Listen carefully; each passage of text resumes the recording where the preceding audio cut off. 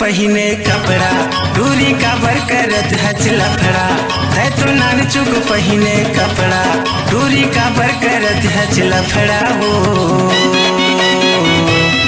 तुर जवानी करत है बवाल वो तुर रूप दिखत है तगड़ा तुर जवानी करत है बवाल वो तुर रूप दिखत है तगड़ा मैं तो नान चुक पहिरियो कपड़ा तूरा काबर करत हस झगड़ा मैं तो नान चुक पहिरियो कपड़ा तूरा काबर करत हस झगड़ा रे मोर जवानी करत है बवाल रे मोर रूप दिखत है तगड़ा मोर जवानी करत है बवाल रे मोर रूप दिखत है तगड़ा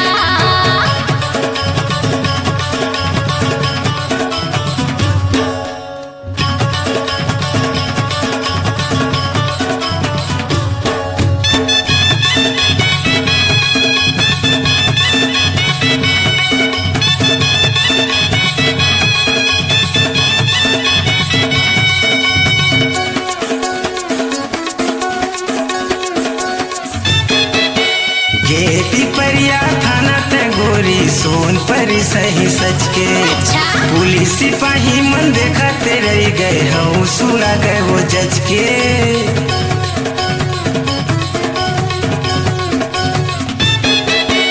गे पिपरिया थाना तंगोरी सोन परी सही सच के पुलिस सिपाही मन देखते रह गए हम सुना गए वो जज के तोरे फैसला सुना ही वो कोर्ट में चक्का जाम हो गए रोड में तोरे फैसला सुना ही वो कोर्ट में चक्का जाम हो गए रोड में हो चले बंदूक वाला हथियार गोरी तोरे खातिर होवत है झगड़ा वो जवानी करत है बवाल वो तोरे रूप दिखत है तगड़ा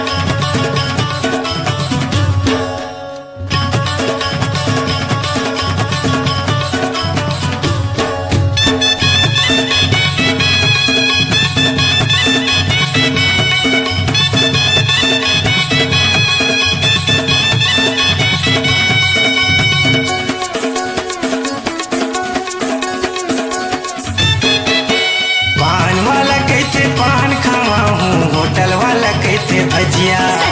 कटकोटूरा मन पागल हो गए है देख के तोर सूरतिया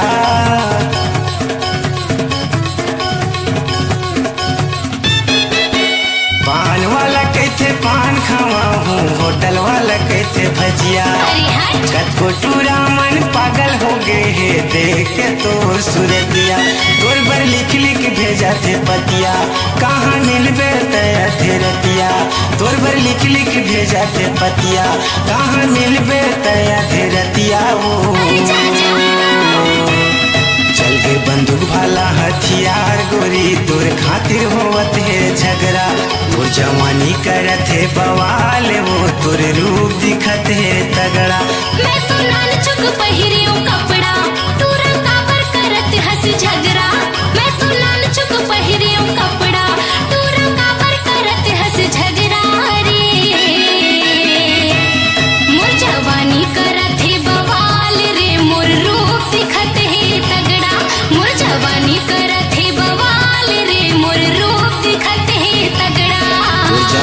करत है बवाल वो तोर रूप दिखत है तगड़ा। मोर जवानी करत है बवाल रे मोर रूप दिखत है तगड़ा।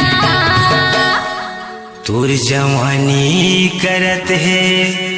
बवाल वो और तोरे रूप दिखत है खतरा।